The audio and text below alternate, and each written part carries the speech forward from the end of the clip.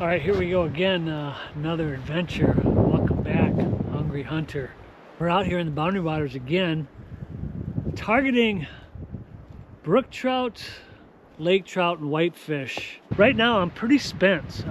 4 hours in the slow, wet snow really kind of, I don't know, it took its toll on me a little bit. What I need to do is get set up, get rested a bit, and keep going. I'm not sure exactly what my plan is. Now here's the deal. I want to make a point of how easy camping is, but how much more difficult fishing is. Today I'm going to go over my packing list, tell you what I bring, talk a little bit about being efficient and having my gear pretty light so I can kind of keep it going week to week. First thing I'm going to do is I'm just going to film how my sleds are set up, so kind of take note.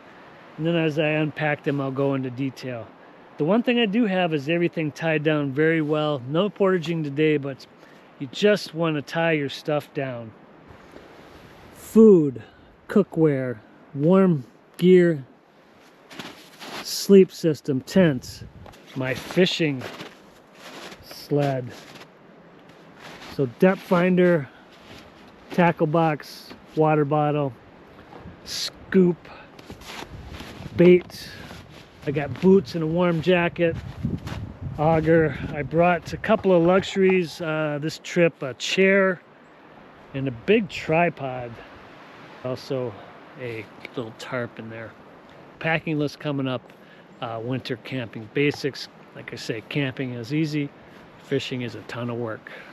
I like to bag as many things as I can, keep everything compartmentalized, I guess. I have loops in any of my gear. I usually do thread the loop. Like I say, it's just imperative not to leave anything behind. One, you don't want to lose anything, and two, God, if you have to go back, which I have, it takes a lot of energy, and it just seems to wear you out even more mentally, especially. And in the tackle bag, I got water, map, which does come in handy. I like it when I remember a map. This is my tackle bag, and here really some hand warmers, some batteries, jig box. It's got all the terminal tackle I need and a lot of different size spoons, but it's not much. You don't need a lot here. Something to measure fish, a little extra cord, fillet knife, pliers, and a wrench for my auger. This is really a tool bag, a little flashlight, mostly for filming. Also in this tackle bag is a scoop and my depth finder. In this bag, I like to have a jacket that if I'm going to build a fire, which I am camping and I am going to have a fire, I don't want to really be having the embers ruin those nice down jackets. They're pretty fragile. They're nice, they're light, they're warm. But that's the only reason I brought this. I really don't need it. I've got enough coats and things like that. But so I guess that's sort of a luxury. Kind of had a problem with the new snowshoes. Won't fit my other kind of big lug winter boots, so I had to buy these corkers. And you know what? So far I love these. Love these. They're more compact. They're as warm. They're kind of rigid, and they're easy to walk in. I keep my stuff very, very light. I do not like to bring extra things. I don't generally like to bring a chair because I'm always moving up here. If I'm only here for 2 full days, you know, I'm fishing all the time, and that's kind of the point I want to make. When I talk about fishing being considerably more work, well, you know, with the depth finder and the auger, bait, and a few other things, I imagine that's close to 30 pounds, so that's significant, but that's not where all the work is. That's only a fraction of it. But an extra 30 pounds is where it starts. It would be easier, much easier, if I was just camping, just to, you know, camp 3 miles down the lake at one of those camp spots and just enjoy just a straight camp out. But I'm not just camping, I am fishing. See if we can do this quick. snowshoes. I just highly recommend snowshoes. They go on top, kind of separate. First thing I have is my food bag. I know I'm going to do some cooking out here. I got a stove and the fire. I don't bring a lot of snacks, but I did today. There's jerky, venison jerky, some dehydrated bananas, and a couple burritos, bean and cheese burritos. Foil is good. You can warm them up at the fire. You can warm them up just about anywhere. Normally I never eat all the food I bring, but I generally bring 3 meals a day, but I only usually have time for 2. This is brown rice and eggs, and I do vacuum seal most of my meals. You can put these in boiling water, though you do have to be a little careful. Well, that's breakfast. I have 2 of those. I don't know, these sausages are so easy. I don't even know where these came from, but they look pretty good, and I'll probably eat 4 of those when I do, but you can cook them up anyway. Fire, in a pan, they cook quick. That's probably a meal right there. A couple of chunks of venison will be my main course for 2 nights. And those are big pieces, but I believe in a lot of protein out here. Wild rice will be one side, so that's 1 meal. Looks like I've got mashed potatoes for another meal, so that's 2 evenings. Lunch is going to be these sausages, and I've got lasagna. I don't know. It works pretty good out here. I mean, it's really not, I'm not really into getting all carved up. That'll taste pretty good when I'm hungry. So another easy one. 2 lunches, 2 breakfasts, and 2 big dinners. Got my cook bag. This bag, kind of heavy duty. Trying to get 1 more season out of it. So far, so good. It's got a big tear in it. Got to be careful. I always like to pack a rag. Generally, there's no real dish duty in the wintertime. You're just wiping your stuff clean. 2 Nalgene's. I have 3 total. 2 I bring in with full of water. The other one's empty. This one I use at night. Guess what? I'm not going to get up and get out of my tent to go to the bathroom. This is a Whisper Light stove. Runs on white gas. Easy to use. This is a little cook kit. Just had this bag. I've got a cup. This is my coffee stuff. It's just a pour over unit. A little plate. Try to put lighters in all kinds of places, so I just always know there's one around. Fork, knife. That's the gas for the Whisper Light stove. That'll be enough for easily this 2-day trip. Skillet or fry pan, kind of heavy. It's a little bulkier, but it works well. It's a pot. In this pot, it's pretty simple. I don't bring a lot.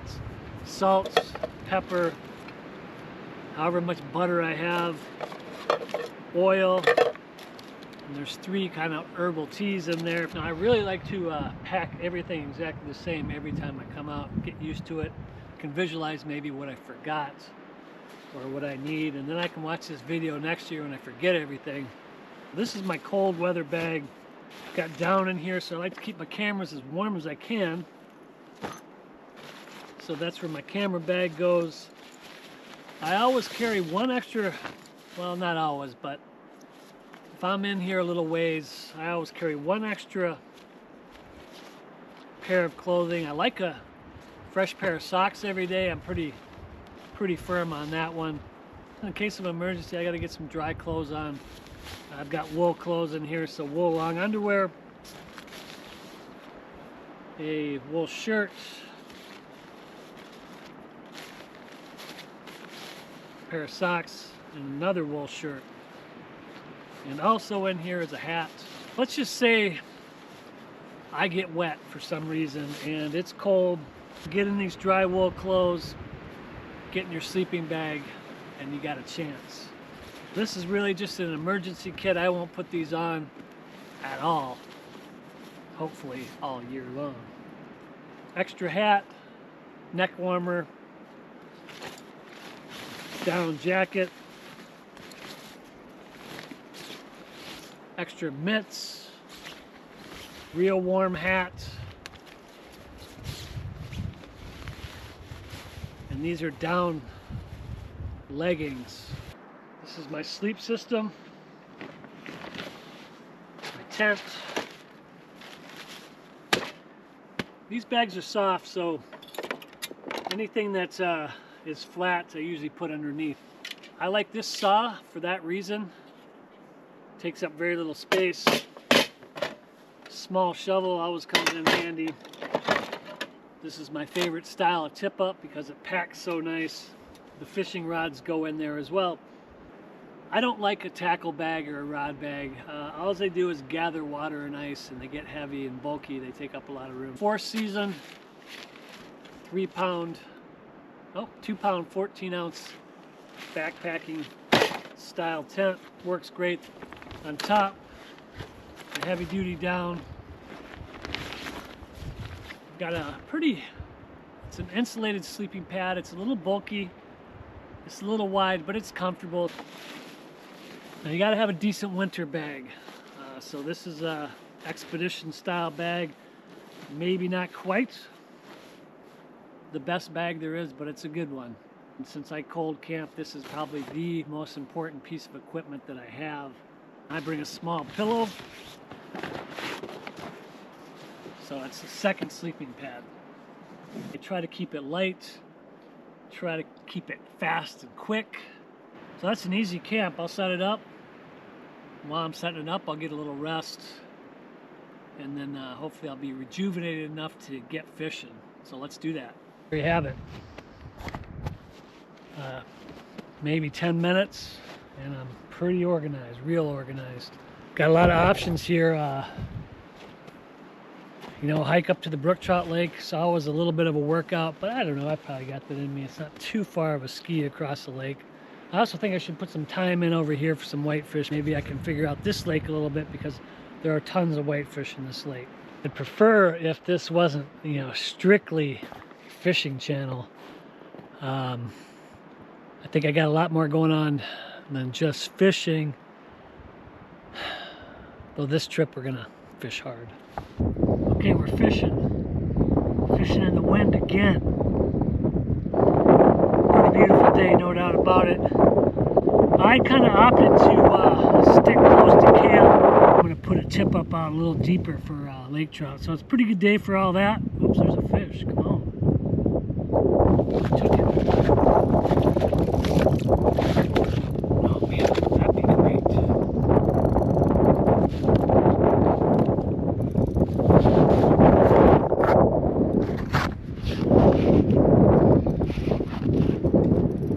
Whitefish.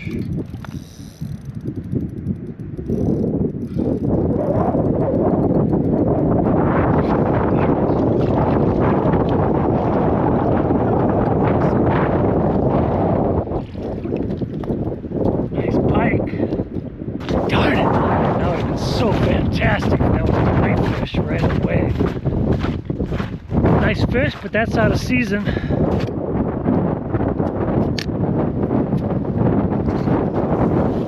Fun fish. Get out of the wind for a second. Yeah, tough. But I tell you what, I'm keeping it positive. I'm not catching anything right out here right now. We're gonna catch fish this trip. And we're gonna give it till dark. And then I'm gonna get up very early. And we're just gonna keep pounding. We're gonna work really hard. I'm definitely into it right now. All right, it's nice up here at the campsite. But I gotta tell you, I'm not even tempted to hang out up here and chill out. I just think it's gonna be an all-out onslaught on the fishing. Boy, I don't like not catching any fish. I mean, it's still early, but I'm putting a pretty good effort in out there close to camp. When the ice starts to get a little more on the, I don't know, warm side, it's a little bit harder. So that's another thing about Point number 2 about fishing, making it a little bit harder. You got to drill holes. And the harder you fish, the more holes you drill. But the camping, simple.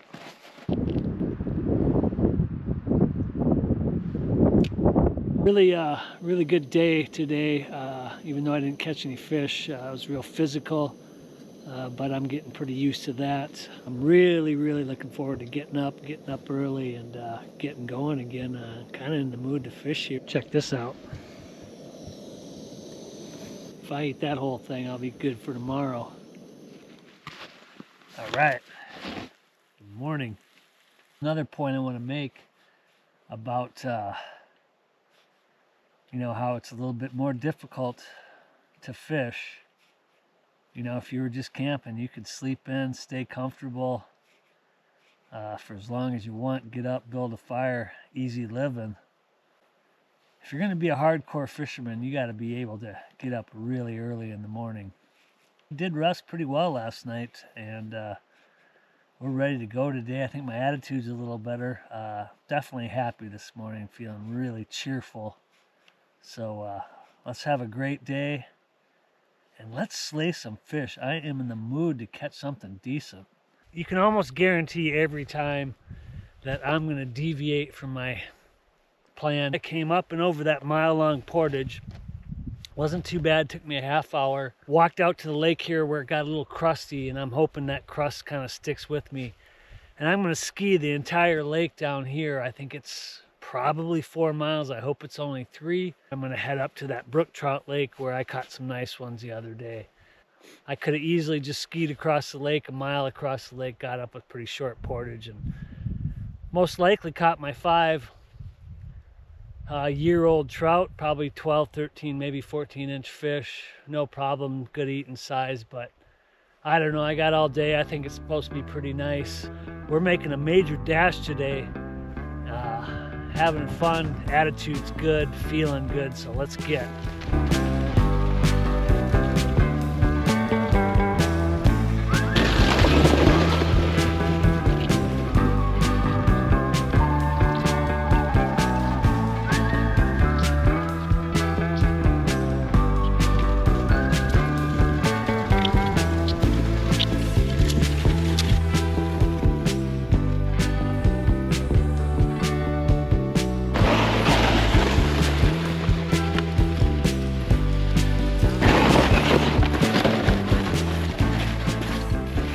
Fishing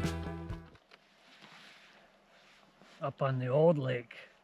A couple things maybe I should say about this, especially maybe my friends in Maine and Massachusetts. This is a stocked brook trout lake. It is a designated trout lake, and as a result of the designation, you can only fish with run rod and only dead minnows. Generally in the wintertime, these fish are very vulnerable. If you can find them, they'll smash your bait almost every time. We have a pretty good summary or some pretty good data on when they stock these lakes. Right now, they're putting these brook trout in as fingerlings, so they're roughly 6 months old when they put them in. And I'm not sure exactly what month. I think it varies a little bit, but you know, I think for some reason I read June. You got a 6-month-old fish in June. And by, you know, midwinter into winter, those are a year plus. And that's most of the fish you get. And at that point, those fish are probably 12, 13, maybe 14 inches. Depends a little bit on the lake and how fast they grow. This lake, it seems like there's pretty good holdover, and they're very fast growing fish. I got last couple weeks ago when I was in here are what we figure 3-year-old fish. So we're topping out at about 17, maybe 17 and a half inches and chunky. Nice fish for sure. 2024, they put in 3,500 fish. I think they put them in every other year. The last couple stockings, I think there's a shortage of brook trout, so they put in roughly 1,500. I don't know how much that matters. You know, of course, you got a carrying capacity on all these lakes. 1,500 might be just as good as 3,500. This is a put and take fishery. They stock them in as yearlings, or they stock them in as fingerlings. You let them grow, you catch them, you take them and you eat them. There's no natural recruitment, no natural reproduction in here. There's no water flowing in any of these, so these are just lake-bound fish that grow fast and live short lives. A 4-year-old fish in here, according to the Department of Natural Resources, pretty rare.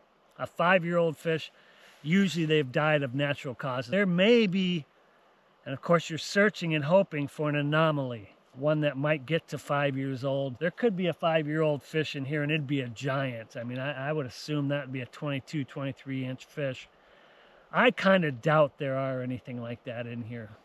In the summertime, when there's peak activity out here, when most of the canoers are out here, June, late June, July, August, these fish are almost dormant, real hard to catch. Most of the harvesting comes in the winter, or at least in the cool weather time. So maybe right around mid-May, fishing opener, and we've certainly caught plenty in the fall.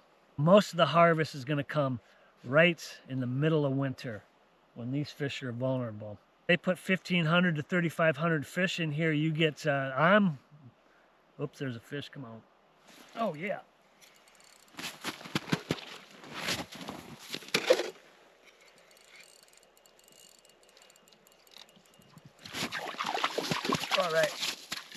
All right, we'll take it. That's what we're here for. So what I was saying, 75% of these fish that are harvested out of these lakes do get harvested in the wintertime. And, all right. A couple of groups come in here every year, not many. Some of these further lakes, I know I'm the only one in here, and then I noticed maybe a couple other people came in here. Do the math on all that, maybe 100 of these fish get harvested out of each stocking at the most. I mean, there's a lot of money that goes into this. You should get out here, catch these fish, and use them up. Oh, they're down there.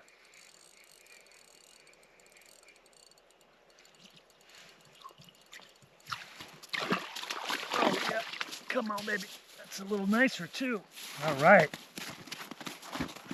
Well, that's what we're up here for. We're up here for catching quick fish and big fish. So take them. Take them and eat them. That's bigger. That's what we're looking for.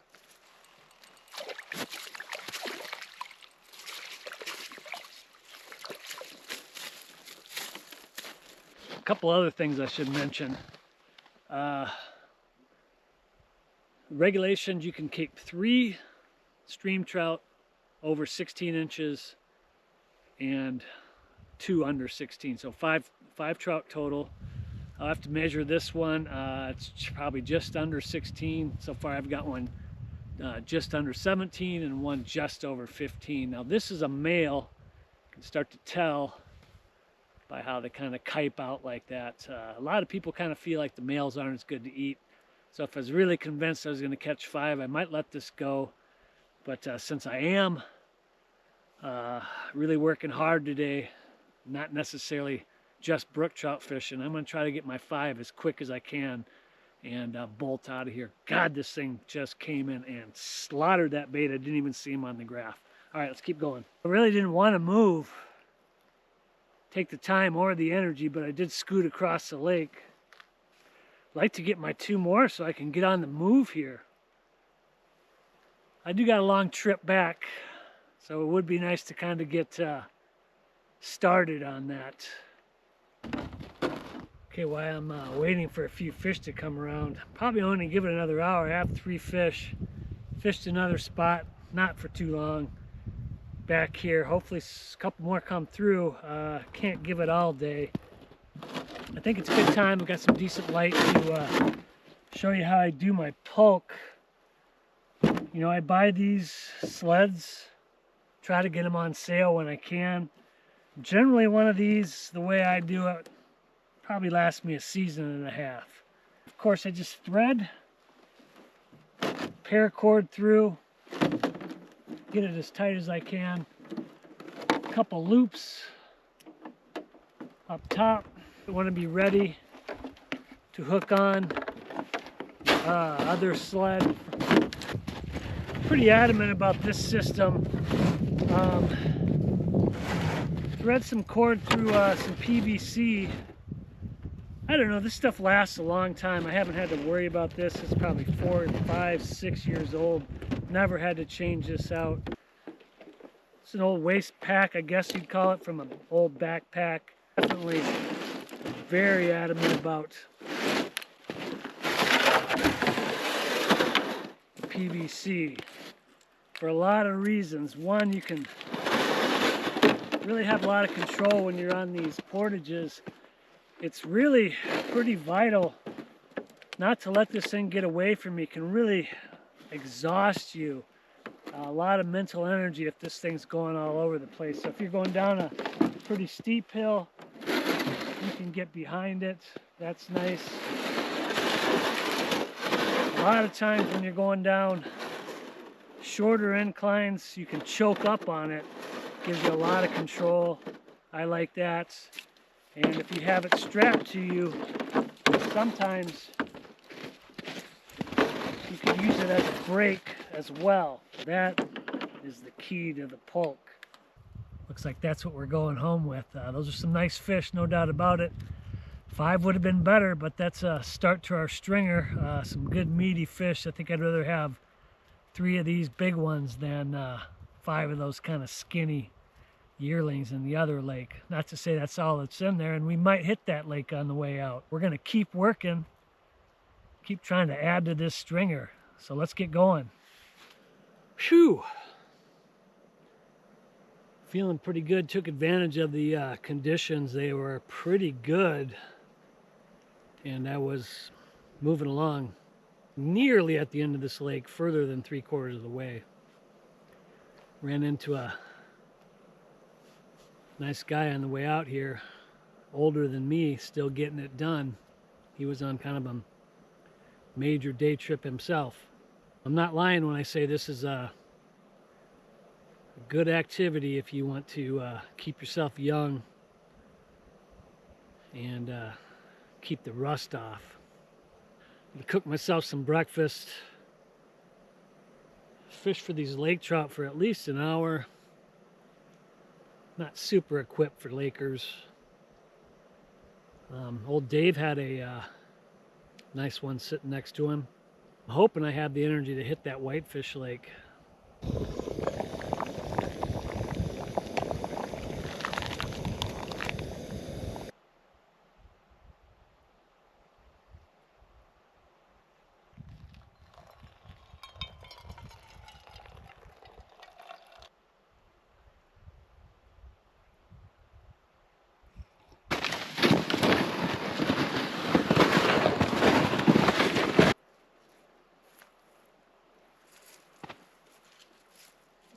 Conditions not getting any better. Point I want to make about fishing, how it's a little more difficult. Well, you know, if I was out camping, just camping, which I can't imagine I'd do, certainly could put a little day pack on, time the conditions pretty well, go do exactly what I did, no problem. Have yourself a nice little lunch, maybe even a little wine and cheese. But I'm fishing hard. So if I'm taking a break, I'm fishing. That means a couple more holes. Like I've said many times, a lot more gear to haul. And if I was just camping, I'd be heading back up the trail to go frolic in my campsite. But I'm not going to do that. I'm going to head down this trail and keep hammering away. Probably going to be a dark till dark thing.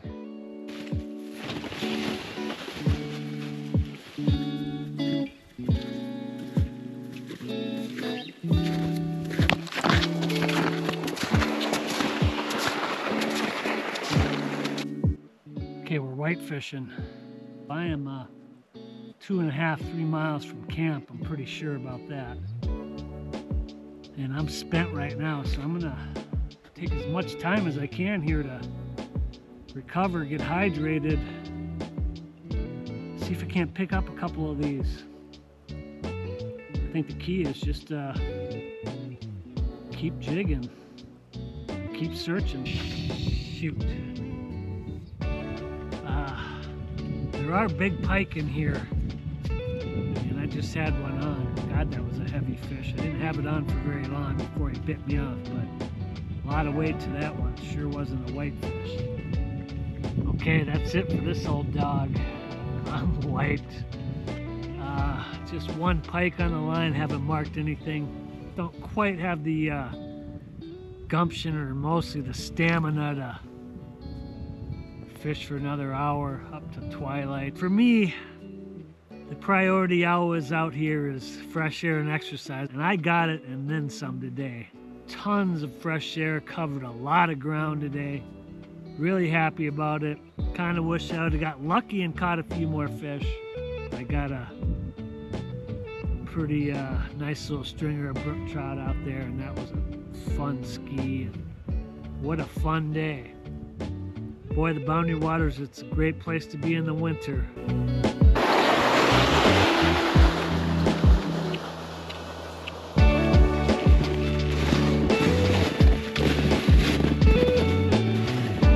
Top of the last portage. Quite a climb. It's pretty soft. My friend Dave didn't have snowshoes, so it must have been real hard for him. He had a couple dogs helping him, I think, but tough day for him. What a fantastic day. This is my last clip of the day. I feel pretty good still, even after a pretty good march. Just got a downhill to go. Pretty good one. When I get down there, I'm going to shore up my water, make sure I got water filled up, and cook some food. I don't have a phone, so I don't have an alarm clock, so I don't really know what I'm going to do tomorrow. I know I'm not going back the way I just came.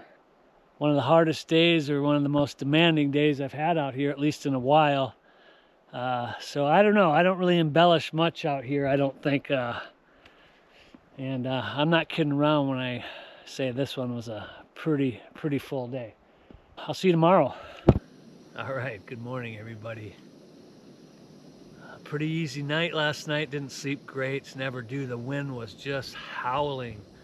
I thought for sure it was going to be an unfishable day.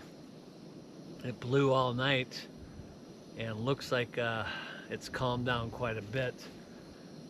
I guess my plan is at least give it a good half day. I think I'll go up to one of the brook trout lakes, try to get my 2 other fish. Rule number 6 on why hardcore fishing is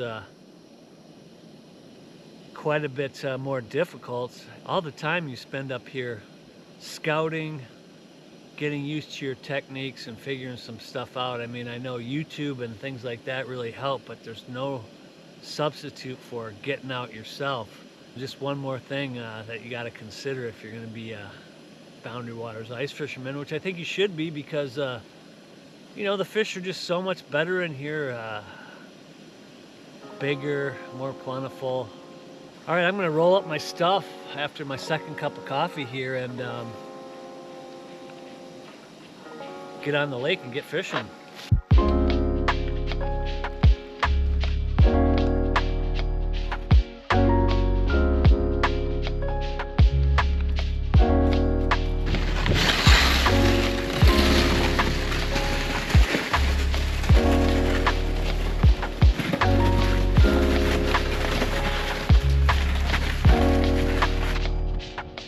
Okay, we're fishing.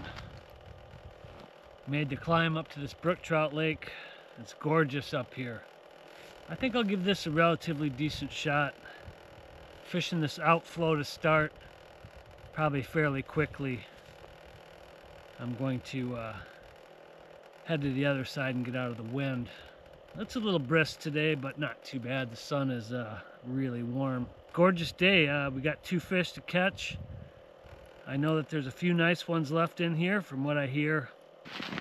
Okay, we've been at it for a little while, and I haven't marked a fish yet, and I fished some really known spots for me, some good spots.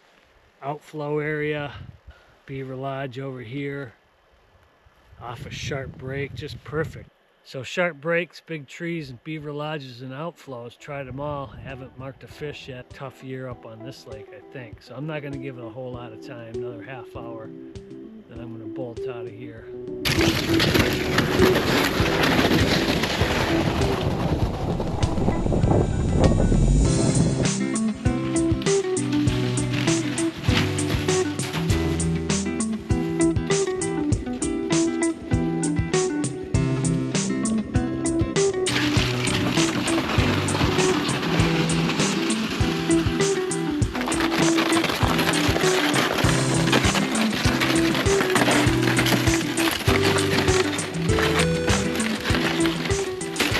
made it back in one piece. Got a note on my car. All right, my friend Dave got his information. That's fantastic. Absolutely fantastic. What a great trip. How much fun was that? I mean, total workout, lots of miles, slow fishing. Geez, I tried hard. The pressure was on and I couldn't get it done. Oh well, that's the way it goes sometimes. I don't really mind it. I say the only reason sometimes I do is because I'm really trying to work on getting viewers. Well, first of all, I really appreciate you watching. I was, met my friends on the lake that a couple of them watch the channels, and just fantastic. I'm really not trying to do this really for the glory of it at all. I'm trying to do it to encourage people to come out. I believe this is the best medicine, your best chance at beating the clock for sure. Tomorrow's not guaranteed, but this is the best thing I think you can do to stay healthy and active for a long life. So that's what I'm trying to do. Just really always want to tell people, and most of the time it doesn't make the cut, but I really do appreciate everyone watching. I feel like the 800 subscribers I have, especially the close ones, I feel like you're my friends, so that's fantastic. And hopefully I can do something positive here and teach something, or at least get my message across somehow. I'm not sure what that message is, but I'm working on it. We got plenty of time. I'm trying to make a go at this thing, getting pretty serious about it. I just thought, why not me? I love doing it. I love the video stuff. Of course, this stuff is just secondhand for me. Fantastic. Always appreciate it. And I'll see you next week.